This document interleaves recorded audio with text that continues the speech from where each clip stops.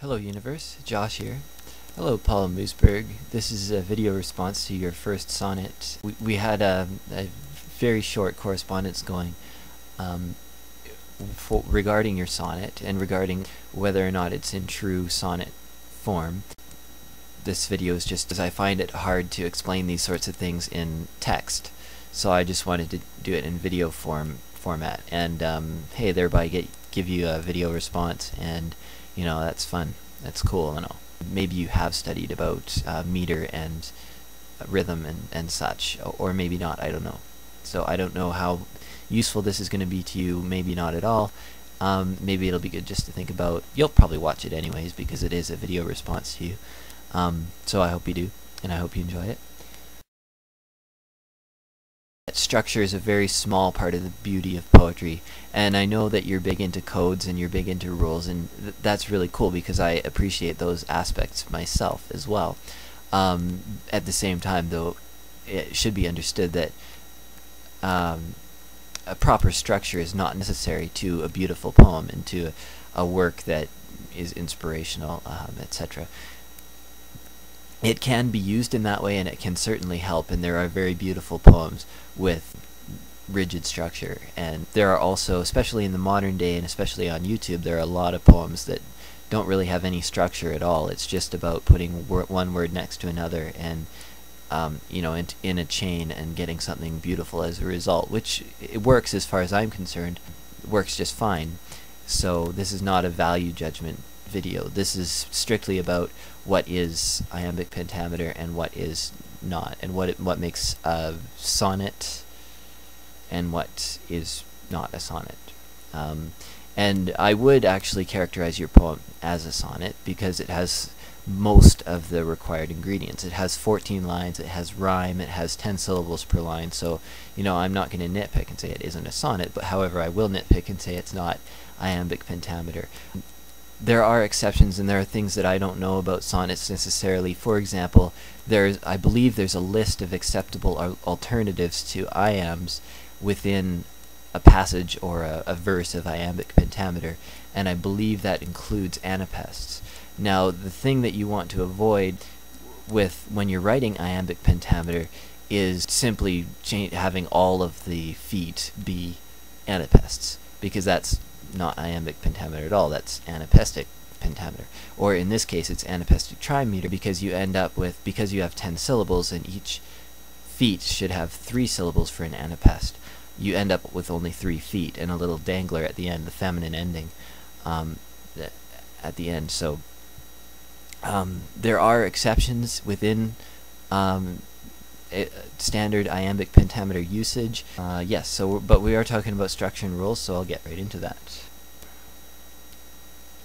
Okay, I believe this is your first example, and I've already taken the liberty of drawing in what I believe are the feet, and I think that this comes naturally. Sometimes it would require practice, but for an English speaker, for a native English speaker, this should actually be very easy.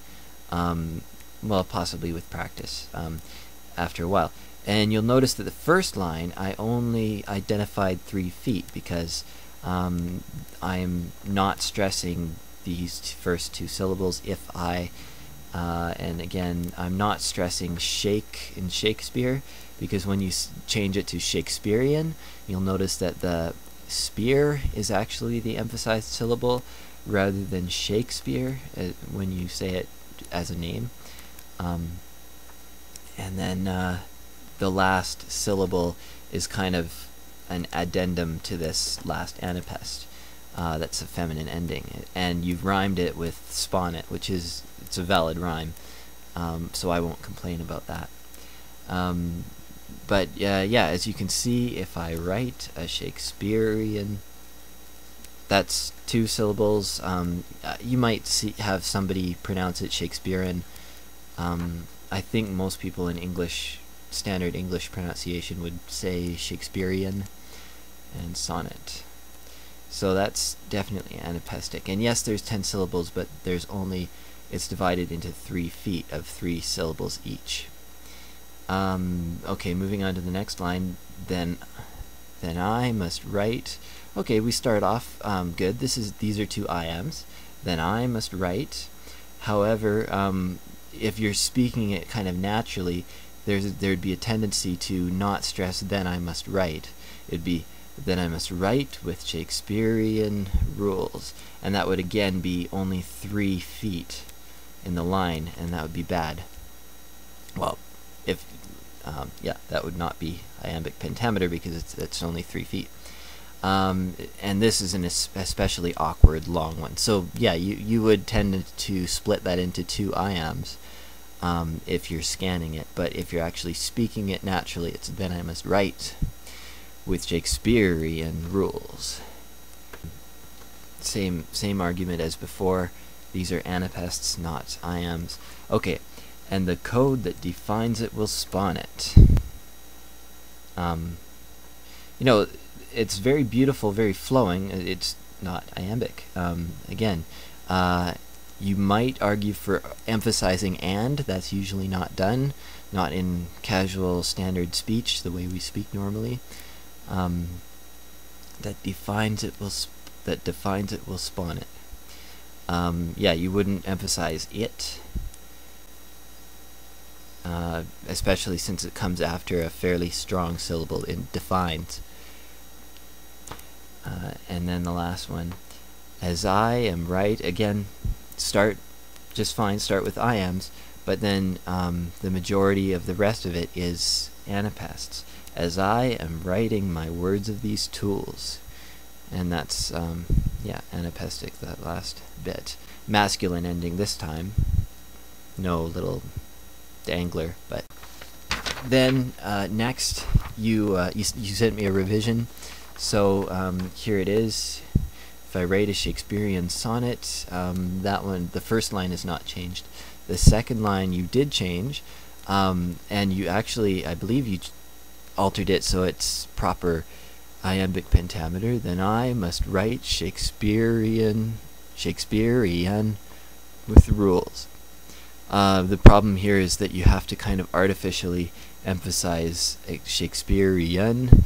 That's allowed sometimes, but it's not perfect iambic pentameter, and so, you know, don't worry about it. But yeah, you do this. This is, I'd say this is correct. Okay. That's not changed. As I write down my words of these fine tools. Could be read as iambic pentameter, but if you're reading in a natural English voice and accent, emphasizing the syllables that you would normally emphasize, this would not read as iambic pentameter because you have to artificially not emphasize fine in fine tools, and you'd have to artificially emphasize these. So if we quickly change it, you end up with something like, as I write down, again that's a little awkward, my words, that's right, of these fine tools. So you have an unstressed 2 beats here, and then 2 stressed beats here, which is fine if that's what you're going for. That's it. That's all I'm going to emphasize. That's all I'm going to analyze on the video. If you want, I'll have a look at the rest of the sonnet. There's not much more. That's 4 out of 14 lines, so only 10 more lines. Yeah, I mean, you seem to have an ear for poetry anyways. Just remember that number of syllables in a line is not necessarily equal to number of feet. And I would argue that iambic pentameter depends more on how many feet there are in the line than how many syllables. And I'd say you need 5 emphasized ideas, 5 beats, basically, in an iambic pentameter line. So, if I write a Shakespearean sonnet is only 3. And usually emphasis falls on nouns and verbs, but it also will depend on idiosyncratic things, like with Shakespearean, it just happens to fall in the middle because of the rules of English pronunciation. Same with when you have a word like pentameter. But that's all I had to say about that for now. So, bye for now.